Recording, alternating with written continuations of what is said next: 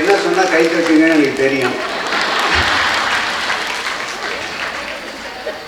என்னை இந்த ஆசா நிவாஸோடு ஒரு 25 ஆண்டுகளுக்கு முன்பு ஒருங்கிணைந்து ஆசா நிவாஸ் செயல்படுகின்ற நுங்கம்பாக்கம் இல்லத்திற்கு என்னை அழைத்து சென்ற சுஷி அவர்களே, முகத்தை காட்டினா தானே கை தட்டுவாங்க, அங்கேருந்து கை காட்டினேன்னா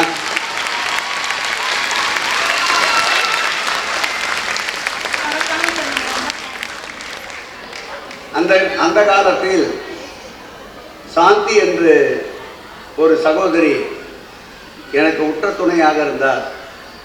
ஆர்கே நகர் பூண்டித்தங்கம்மாள் தெருவிலே சரியாக நினைவு கொள்ள வேண்டும் என்றால் 22 ஆண்டுகளுக்கு முன்பு பொது வாழ்க்கையில் எப்படி வாழ வேண்டும் என்பதற்கு அவர்கள் எல்லாம் ஒரு உதாரணம்.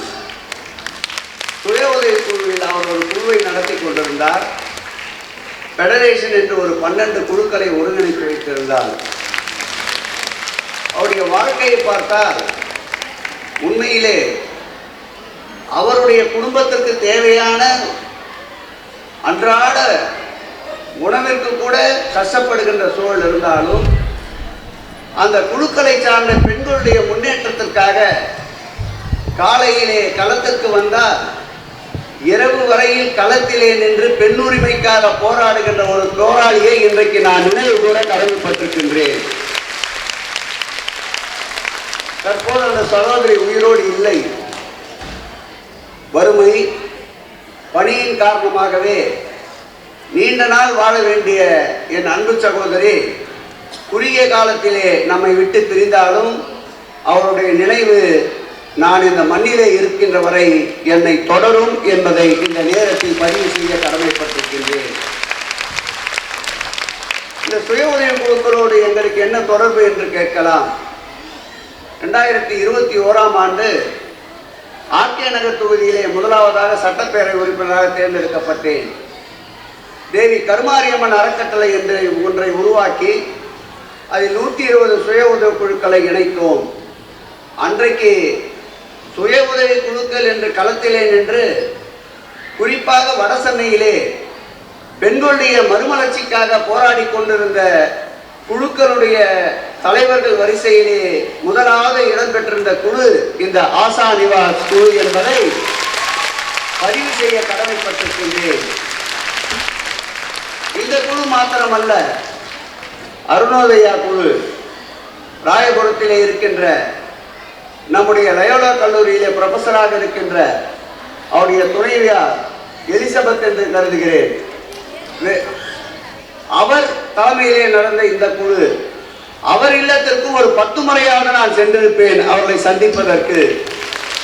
அதோடு மாத்திரமல்ல, தற்போது கூட சாலையிலே வசிக்கின்ற குடும்பத்தை சார்ந்த அந்த குழந்தைகளை மேல் படிப்பிற்காகவும் விளையாட்டுத் துறையை ஊக்குவதற்காகவும் கருணை இல்லம் என்று நான் கருணாலயம் நடத்தி கொண்டிருக்கின்ற அன்பிற்கினிய பால் சுந்தர் அவர்களுடைய ஆர்கே நகர் இல்லத்திற்கும் பல முறை சென்றிருப்பேன். அதேபோல் மரியாதையா அந்த சிஸ்டரை ஒரு 50க்கும் மேற்பட்ட முறை அவரோடு கலந்துரையாடி இருப்பேன். பாரிமுனையிலே அமைந்திருக்கின்ற அன்பு இல்லத்தை சார்ந்த சுய உதவி குழுக்களை ஒரு 50 முறையாக சந்தித்திருப்பேன். இங்கே இருக்கின்ற பலரும் அறிந்திருப்பீர்கள். அந்த அருணோதயா குழுவிலே இருந்த சென்னை மாவட்டத்தின் ஊக்குநராக இருந்த சித்ரா என்ற சென்னை மாவட்ட ஊக்குனர் பயிற்சி குழு தலைவராக இருந்த சித்ரா அவர்களோடு இந்த குழுவின் வளர்ச்சிக்காக பல திட்டங்களை கொண்டு வந்திருப்போம்.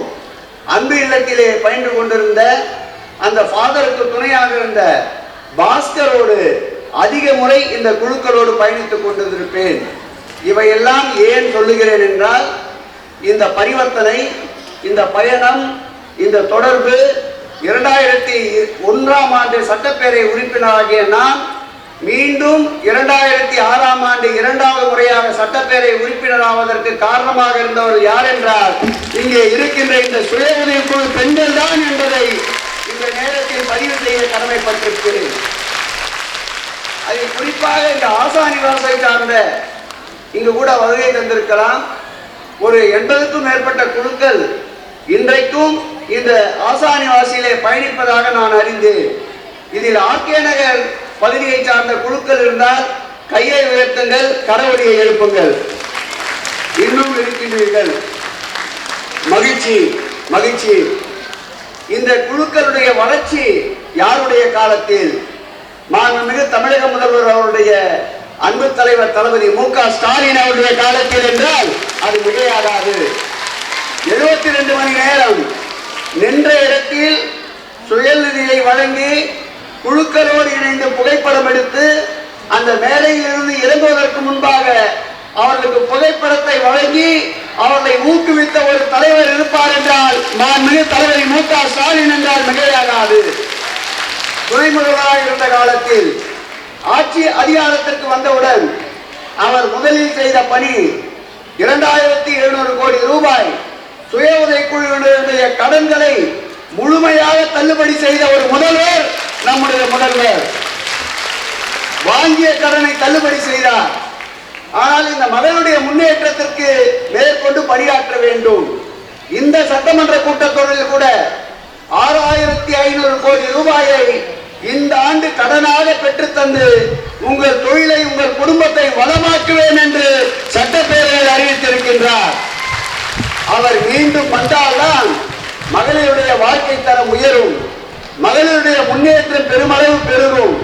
ஆகவே உங்களுடைய அன்பு கரங்களின் ஆதரவு என்றும் எங்கள் முதல்வருடைய கரங்களை பற்ற வேண்டும் என்று கூறி விடைபெறுகிறேன். நன்றி, வணக்கம். பாதகம் செய்பவரை கண்டால் நாம் பயம் கொள்ளலாகாது பாப்பா. மோதி மிதித்து விடு பாப்பா, அவர் முகத்தில் உமிழ்ந்து விடு பாப்பா. அண்மை செய்திகளை உடனுக்குடன் தெரிந்து கொள்ள இணைந்திருங்கள் எம் நாடு தொலைக்காட்சியுடன்.